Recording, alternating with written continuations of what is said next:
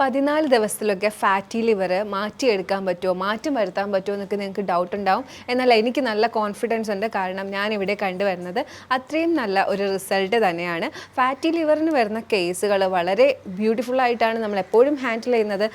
ഇത് ഈസി ആയിട്ട് തന്നെ ഹാൻഡിൽ ചെയ്യാനും പറ്റാറുണ്ട്. അതിന് കാരണം ഇതൊരു ലൈഫ് സ്റ്റൈൽ ഡിസീസ് തന്നെയാണ്. നമ്മുടെ ജീവിതശൈലിയിൽ ഉണ്ടായ മാറ്റങ്ങൾ കാരണമാണ് എപ്പോഴും നമുക്ക് ഫാറ്റി ലിവർ വരുന്നത്. ഫാറ്റി ലിവർ ആൽക്കഹോളിക്കും ഉണ്ട്, നോൺ ആൽക്കഹോളിക്കും ഉണ്ട്. അപ്പോൾ ഇത്തരത്തിൽ വരുന്ന ഫാറ്റി ലിവർ മാറ്റിയെടുക്കാനായിട്ട് ഈസി ആയിട്ട് നമ്മൾ എന്തൊക്കെയാണ് ഇവിടെ ചെയ്യിപ്പിക്കുന്നത്, നിങ്ങൾക്ക് വീട്ടിലിരുന്ന് തന്നെ എങ്ങനെ ഇതിനെ മാറ്റിയെടുക്കാം എന്നുള്ളതാണ് ഇന്നത്തെ വീഡിയോയിലൂടെ ഞാൻ ഡിസ്കസ് ചെയ്യുന്നത്. ഞാൻ ഡോക്ടർ ആമിന, QNB ഹെൽത്ത് കെയറിലെ മെഡിക്കൽ ഓഫീസറാണ്. ഫാറ്റി ലിവർ എന്ന് പറയുന്നത് ഒരു ലൈഫ് സ്റ്റൈൽ ഡിസോർഡർ പോലെ ആയതുകൊണ്ട് തന്നെ ഇതിനെ നമുക്ക് ഈസി ആയിട്ട് വീട്ടിലിരുന്ന് തന്നെ മാറ്റിയെടുക്കാവുന്നതേ ഉള്ളൂ. അതിന് പ്രത്യേകമായിട്ട് ജീവിത ശൈലിയാണ് നോക്കേണ്ടത്. ഫാറ്റി ലിവർ എപ്പോഴും ആൽക്കഹോളിക്കും നോൺ ആൽക്കഹോളിക്കുമാണ് ഉള്ളത്. എല്ലാവർക്കും അറിയാമായിരിക്കും. കൂടുതലായിട്ടും ആൽക്കഹോൾ കഴിക്കുന്നവർക്കാണ് ഈ ഫാറ്റി ലിവർ കണ്ടുവരുന്നത്. എന്നാൽ ഈ അടുത്ത കാലത്തായിട്ട് നോൺ ആൽക്കഹോളിക് ഫാറ്റി ലിവർ വീട്ടിലിരിക്കുന്ന സ്ത്രീകൾക്ക് പോലും, അതായത് കുട്ടികൾക്ക് പോലും ഫാറ്റി ലിവർ കണ്ടുവരുന്നുണ്ട്. അത് കുറച്ച് ബുദ്ധിമുട്ടുള്ളൊരു കാര്യം തന്നെയാണ്. എന്നാൽ നോൺ ആൽക്കഹോളിക് എടുക്കാതെ ഫാറ്റി ലിവർ ഉണ്ടാവുന്നുണ്ട്. ഉറപ്പായിട്ടും നമ്മൾ ചെയ്തു വരുന്ന മിസ്റ്റേക്കുകളുടെ പരിണിത ഫലമായിട്ട് തന്നെയാണ് ഇങ്ങനെ ഫാറ്റി ലിവർ വരുന്നത്. അമിതമായിക്കൊണ്ടിരിക്കുന്ന റിഫൈൻഡ് കാർബോഹൈഡ്രേറ്റിൻ്റെയും റിഫൈൻഡ് ഓയിൽസിൻ്റെയും ഉപയോഗം തന്നെയാണ് ഫാറ്റി ലിവറിലേക്ക് എത്തിക്കുന്നത്. Non alcoholic fatty liver, alcohol എടുക്കാത്തവർക്കും ഫാറ്റി ലിവർ ഉണ്ടാക്കുന്നത്. എപ്പോഴും റിഫൈൻഡ് കാർബോഹൈഡ്രേറ്റ്, റിഫൈൻഡ് ഓയിൽസ് എന്നൊക്കെ പറയുമ്പോൾ സാധാരണക്കാർക്ക് ഒരുപാട് ഡൗട്ടാണ്. എന്താണ് ഈ റിഫൈൻഡ്, എന്താണ് ഈ റിഫൈൻഡ് ഓയിൽസിൽ വരുന്നത്? അപ്പോൾ അവരെടുത്ത് ചോദിക്കുന്നുണ്ട്, നിങ്ങൾ റിഫൈൻഡ് എന്ന് പറയാതെ ഇതിൽ എന്തൊക്കെ വരുന്നു എന്ന് നമുക്ക് എന്നാലേ നമുക്ക് ഒഴിവാക്കാൻ പറ്റുള്ളൂ എന്നുള്ളത് ഞാൻ മുന്നത്തെ വീഡിയോയിലും പറഞ്ഞിട്ടുണ്ട്. റിഫൈൻഡ് കാർബോഹൈഡ്രേറ്റ്സ് എന്ന് പറയുന്നത് പൊളിഷ് ചെയ്ത് വരുന്ന അരികളും അതുപോലെ തന്നെ മൈദയും ഒക്കെയാണ് റിഫൈൻഡ് കാർബോഹൈഡ്രേറ്റ്സിൽ കൂടുതലായിട്ടും വരുന്നത്. നമ്മുടെ പ്രോസസ്ഡ് ഫുഡ്, നമ്മുടെ ബേക്കറി ഐറ്റംസ് ഒക്കെ റിഫൈൻഡ് കാർബോഹൈഡ്രേറ്റ് ആണ്. ഇനി റിഫൈൻഡ് ഓയിൽസ് എന്ന് പറയുന്നത് നമ്മുടെ ചക്കിലാട്ടിയ എണ്ണയല്ലാത്തത്, അതായത് കോക്കനട്ട് ഓയിൽ, ഒലിവ് ഓയിലൊക്കെ കോൾഡ് പ്രസ് എന്ന് എഴുതിയിരിക്കുന്നതാണെങ്കിൽ അത് നമുക്ക് ചക്കിലാട്ടിയതാണ്. ഇതിൽ തന്നെ ഒരുപാട് അഡൾട്രേഷൻസ് വരുന്നുണ്ട്, മായങ്ങൾ ചേർക്കുന്നുണ്ട്. അപ്പോൾ അതല്ലാതെ വരുന്ന ഓയിൽസ് ഉണ്ട്. അതിന് റിഫൈൻഡ് ഓയിൽസ് തന്നെ എഴുതിയിട്ടാണ് വരുന്നത്.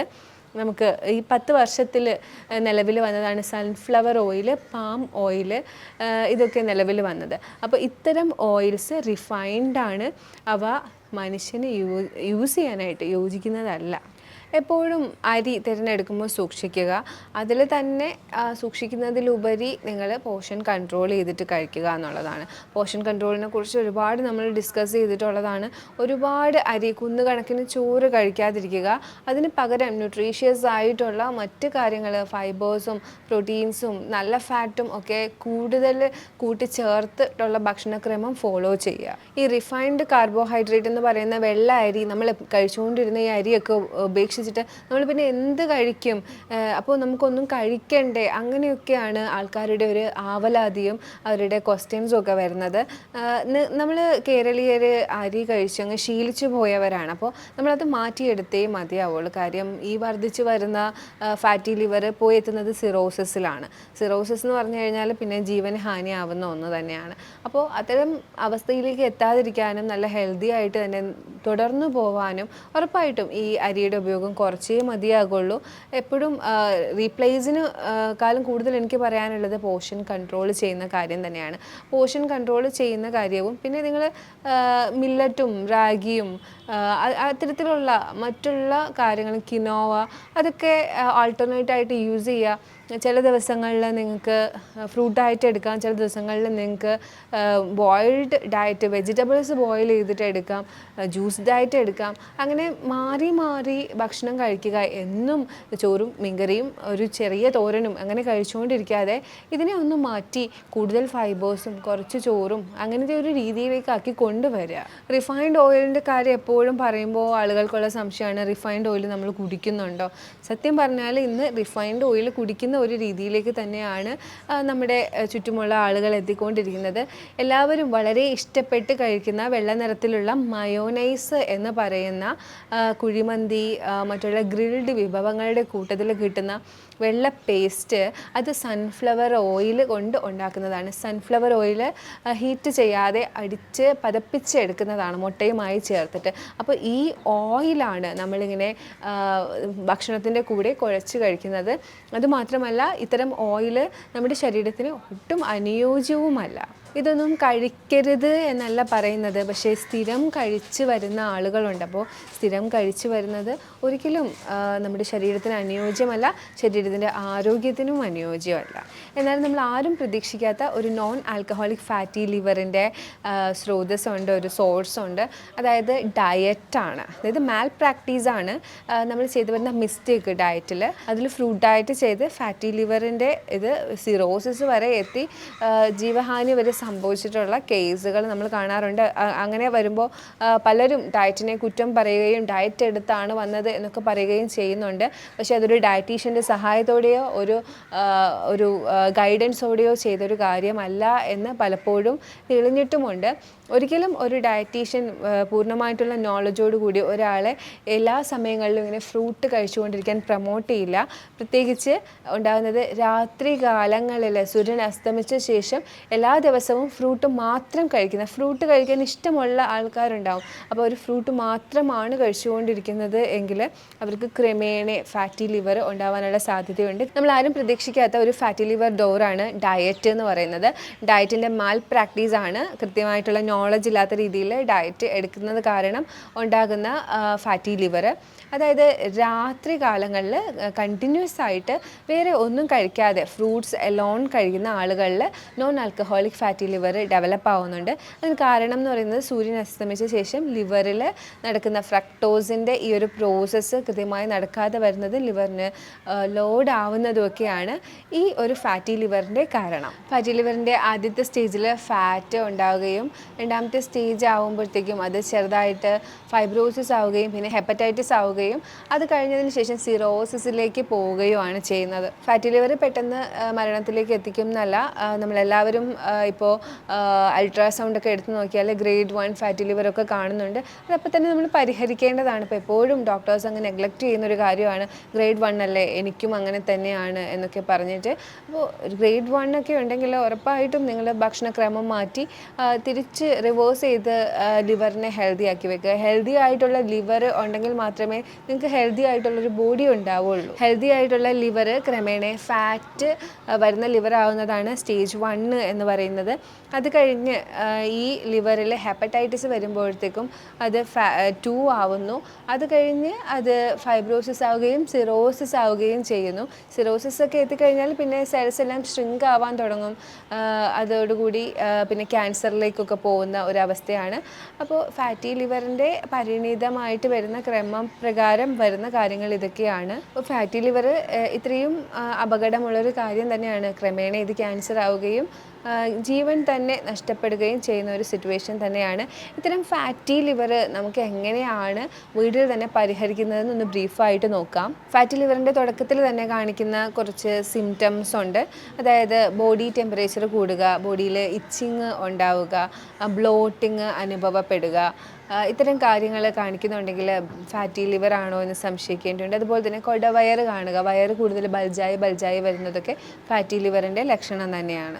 അതുപോലെ ഫാറ്റി ലിവർ ഉള്ളവർക്ക് വീക്ക്നെസ്സും അൺഎക്സ്പ്ലെയിൻഡ് ആയിട്ടുള്ള വെയിറ്റ് ലോസും ഉണ്ടാവാനുള്ള സാധ്യതയുണ്ട്. ഇത്തരം അപകടം നിറഞ്ഞ ഫാറ്റി ലിവറിനെ നമുക്ക് പരിഹരിക്കാനായിട്ട് ചെയ്യാൻ പറ്റുന്ന കാര്യങ്ങൾ നമുക്കൊന്ന് ഡിസ്കസ് ചെയ്യാം. ആൽക്കഹോളിക് ഫാറ്റി ലിവർ ആണെങ്കിൽ ഉറപ്പായിട്ടും ആദ്യമായിട്ട് അവോയ്ഡ് ചെയ്യേണ്ടത് ആൽക്കഹോളിസം തന്നെയാണ്. അതിന് ഗൈഡൻസ് എടുത്ത് അതിനൊരു ഗൈഡൻസോട് കൂടി തന്നെ കൃത്യമായിട്ട് ആൽക്കഹോളിൻ്റെ അബ്യൂസ് ഉണ്ടെങ്കിൽ അത് നിർത്തുക, ഹാബിറ്റ് ഉണ്ടെങ്കിൽ അത് നിർത്തുക, കൗൺസിലിംഗ് എടുക്കാനുള്ളവരാണെങ്കിൽ കൗൺസിലിംഗ് എടുക്കുക. അങ്ങനെ എന്തായാലും പൂർണ്ണമായിട്ടും ആൽക്കഹോളിസം ഒന്ന് നിർത്തേണ്ടതുണ്ട്. ആൽക്കഹോളിസം ഉള്ളവരിൽ എപ്പോഴും ആൽക്കഹോളിൻ്റെ കൂടെ അവർ കഴിക്കുന്ന ഭക്ഷണം വലിയ ഒരു ഇമ്പാക്റ്റ് ഉണ്ടാക്കുന്നുണ്ട്. എപ്പോഴും റിഫൈൻഡ് ഓയിലിൽ പ്രോസസ്ഡ് ആയിട്ട് കുക്ക് ചെയ്തിട്ടുള്ള മീറ്റും റെഡ് മീറ്റും ഒക്കെ ആയിരിക്കും ഇത്തരം ആളുകൾ കൂടുതലായിട്ടും ഉപയോഗിക്കുന്നത്. അപ്പോൾ ആ ഒരു ഭക്ഷണം കൂടി ഒരുമിച്ച് ഒന്നിച്ച് ചേരുമ്പോഴാണ് അത്രയും പ്രശ്നം ഉണ്ടാവുന്നത് പെട്ടെന്ന് തന്നെ. പിന്നെ നോൺ ആൽക്കഹോളിക് ആയിട്ടുള്ള ആൾക്കാരാണെങ്കിൽ എപ്പോഴും റിഫൈൻഡ് കാർബോഹൈഡ്രേറ്റ്സിൻ്റെ ഉപയോഗം നന്നായിട്ട് കുറയ്ക്കുക, റിഫൈൻഡ് ഓയിൽസിൻ്റെ ഉപയോഗം കുറയ്ക്കുക, ക്ലീൻ ആയിട്ടുള്ള കാർബോഹൈഡ്രേറ്റ്, കോംപ്ലക്സ് കാർബോഹൈഡ്രേറ്റും നല്ല കൊഴുപ്പും അടങ്ങിയ ഭക്ഷണങ്ങൾ കഴിച്ച് ഹെൽത്തി ആയിട്ട് ബോഡി വെക്കുക എന്നുള്ളതാണ്. നല്ല കൊഴുപ്പെന്ന് പറയുമ്പോൾ ഞാൻ എപ്പോഴും പറയാറുണ്ട്, നല്ല വെണ്ണ, അതുപോലെ തന്നെ നല്ല ശുദ്ധമായ വെണ്ണ, നെയ്യ്, ഒലീവ് ഓയിൽ, ഇതൊക്കെയാണ് കോംപ്ലക്സ് കാർബോഹൈഡ്രേറ്റുകൾ വരുന്നത്. ഫ്രൂട്ട്സും വെജിറ്റബിൾസും അതുപോലെ നമ്മുടെ മില്ലറ്റ്സും റാഗിയും ബ്രൗൺ റൈസും ഒക്കെയാണ്. ഫാറ്റി ലിവറിൻ്റെ പ്രശ്നമുള്ളവർ പതുക്കെ ഡയബറ്റിക് ആവുന്ന ഒരു അവസ്ഥ വരുന്നുണ്ട്. കാരണം ഈ ഒരു വിസറൽ ഫാറ്റിൻ്റെ കാര്യം തന്നെയാണ്. വിസറൽ ഫാറ്റ് പതുക്കെ പാൻക്രിയാസിനെ പ്രവർത്തിപ്പിക്കാതെ ആക്കുകയും ഇവർക്ക് തമ്മിലുള്ള കണക്ഷൻ, ഡക്റ്റ് വഴിയുള്ള കണക്ഷനൊക്കെ ബ്ലോക്ക് ആവുകയും പതുക്കെ പാൻക്രിയാസിൻ്റെ ഹെൽത്ത് നശിക്കുകയും ചെയ്യുന്ന കാരണം ഇവർ ഡയബറ്റിക് ആവാനുള്ള സാധ്യതയും കാണുന്നുണ്ട്. സ്റ്റഡീസ് പറയുന്നുണ്ട് ഫാറ്റി ലിവറും ഡയബറ്റീസും തമ്മിൽ ലിങ്ക് ഉണ്ട്. ഫാറ്റി ലിവർ ഉള്ളവർ പതിയെ ഡയബറ്റിക് പേഷ്യൻ്റ് ആയി മാറുന്നുണ്ട് എന്നുള്ളത്. ഫാറ്റി ലിവർ ഫേസ് ചെയ്യുന്ന ആളുകൾ കൃത്യമായിട്ടുള്ള ഡീടോക്സിഫിക്കേഷന് വേണ്ടി 3 മുതൽ 4 ലിറ്റർ വരെ വെള്ളം കൃത്യമായിട്ട് കുടിച്ചിരിക്കണം. അത് നിങ്ങൾ ഒരു വിട്ടുവീഴ്ചയും അതിൽ വരുത്താനായിട്ട് പാടില്ല. അതുപോലെ തന്നെ കൃത്യമായിട്ടുള്ള എക്സസൈസ്, ബോഡി നന്നായി വിയർത്ത് ആ ഒരു വിയർപ്പ് പുറത്ത് പോകുന്ന രീതിയിൽ നല്ല കൃത്യമായിട്ടുള്ള എക്സസൈസ് ഫാറ്റി ലിവർ ഉള്ളവർ ചെയ്തിരിക്കണം. ഫാറ്റി ലിവർ ഉള്ളവർക്ക് എടുക്കാൻ പറ്റിയ ഒരു ഒറ്റമൂലി ഒരു പൗഡർ ഞാൻ പറയുന്നുണ്ട്. അയമോദകം, ഉലുവ, അതുപോലെ തന്നെ കരിഞ്ചീരകം, ഇത് ചേർത്ത് പൊടിച്ചു വെക്കുന്ന, ഒരേ അളവിൽ ചേർത്ത് പൊടിച്ചു വെക്കുന്ന ആ ഒരു പൊടി നിങ്ങൾ ദിവസവും ഉപയോഗിക്കുകയാണെങ്കിൽ ഫാറ്റി ലിവറിനെ ഡീടോക്സ് ചെയ്യാനായിട്ട് സഹായിക്കുന്നുണ്ട്. ഇത് ഞാൻ എപ്പോഴും പറയുന്ന പോലെ ഇങ്ങനെ ഉപയോഗിച്ചുകൊണ്ടേ ഇരിക്കാതിരിക്കുക. ഒരു 15 days ഒക്കെ ഉപയോഗിച്ചതിന് ശേഷം അത് നിർത്തുക. അപ്പോഴത്തേക്കും തന്നെ നിങ്ങൾക്ക് വേണ്ട ഒരു എഫക്റ്റ് കിട്ടിയിട്ടുണ്ടാവും. പിന്നെ അത് സ്റ്റോപ്പ് ചെയ്ത് കുറച്ച് നാൾ കഴിഞ്ഞ് ഉപയോഗിച്ചാൽ മതിയാകും. ഫാറ്റി ലിവറുകാർക്ക് ഞാൻ എപ്പോഴും സജസ്റ്റ് ചെയ്യുന്ന ഒന്നാണ് വാം ലൈം വാട്ടർ. അത് രാവിലെയോ അല്ലെങ്കിൽ ഹെർബൽ ടീ ഈവനിങ് കുടിക്കുന്ന സമയത്തോ വാം ലൈം വാട്ടർ സജസ്റ്റ് ചെയ്യാറുണ്ട്.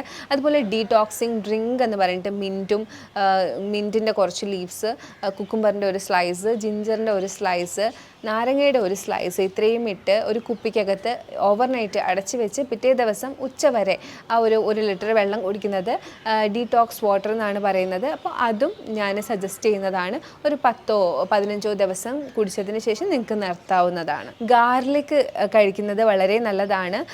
കാര്യം ഇതും ഒരു ഡീടോക്സിങ് എഫക്റ്റ് ഉള്ളതാണ്. അപ്പോൾ ഒരു 10-15 ദിവസം നിങ്ങൾക്ക് ഗാർലിക്കാണ് എടുക്കാൻ താല്പര്യമെങ്കിൽ നിങ്ങൾ ഗാർലിക് എടുത്താലും മതി. ഇപ്പോൾ കൃത്യമായിട്ട് എടുക്കണമെന്നേ ഉള്ളൂ. അതുപോലെ ചീര കൂടുതൽ ഉൾപ്പെടുത്തുന്നത് ഡീടോക്സിഫിക്കേഷന് ഹെൽപ്പ് ചെയ്യുന്നുണ്ട്. ജിഞ്ചർ എടുക്കുന്നത് ഹെൽപ്പ് ചെയ്യുന്നുണ്ട്. ടർമറിക് വാട്ടർ ഉണ്ടാക്കി കുടിക്കുകയാണെങ്കിൽ അത് ഹെൽപ്പ് ചെയ്യുന്നുണ്ട്. ഫ്രൂട്ട്സിൽ തന്നെ ആപ്പിൾ, വാട്ടർമെലൺ, ഗ്രേപ്സ്, ഇതാണ് ലിവറിനെ കൂടുതലും ഡീടോക്സിഫൈ ചെയ്യാനായിട്ട് സഹായിക്കുന്നത്. രാത്രി എടുക്കണം എന്നില്ല, ഉച്ചയ്ക്കോ അല്ലെങ്കിൽ ഇടസമയത്ത് എടുക്കുന്ന സമയത്തോ നിങ്ങൾക്ക് ഫ്രൂട്ട് ഓപ്റ്റ് ചെയ്യാവുന്നതാണ്. വൈറ്റമിൻസിനും മിനറൽസിനും വലിയൊരു പങ്ക് തന്നെയാണ് ഫാറ്റി ലിവർ ക്ലിയർ ചെയ്യാനായിട്ടുള്ളത്. വൈറ്റമിൻ എ അടങ്ങിയിട്ടുള്ള ക്യാരറ്റ്, അതുപോലെ തന്നെ സ്പിനാച്ച് പോലെയുള്ളതൊക്കെ ഉപയോഗിക്കുന്നത് നന്നായിട്ട് ഒന്ന് ഡീടോക്സിഫൈ ചെയ്യാനായിട്ട് ഹെൽപ്പ് ചെയ്യുന്നുണ്ട്. വൈറ്റമിൻ സി അടങ്ങിയ ആൻറ്റി ഓക്സിഡൻറ്റ് റിച്ച് ആയിട്ടുള്ള നമ്മുടെ ആംല, നമ്മുടെ നെല്ലിക്കയുടെയൊക്കെ ജ്യൂസ് ഉണ്ടാക്കി കുടിക്കുന്നത് വളരെ നല്ലതാണ്. അത് വീണ്ടും ഞാൻ പറയുന്നു, നെല്ലിക്കയുടെ ജ്യൂസൊക്കെ എപ്പോഴും കുടിച്ചുകൊണ്ടിരിക്കരുത്. ഒരു 10 ദിവസം കുടിച്ചു കഴിഞ്ഞാൽ നിങ്ങൾ നിർത്തിയിട്ട് അതിൻ്റെ റിസൾട്ട് നോക്കണം. അത് കഴിഞ്ഞ് എഫക്റ്റ് ചെയ്തിട്ടില്ലെങ്കിൽ, ഒരു എഫക്റ്റും വന്നിട്ടില്ലെങ്കിൽ അതിൻ്റെ റീസൺ വേറെ എന്തെങ്കിലും ആയിരിക്കും. അപ്പോൾ അതിനെ ഒന്ന് ട്രീറ്റ് ചെയ്യണം, ഡോക്ടറെ ഒന്ന് കാണണം.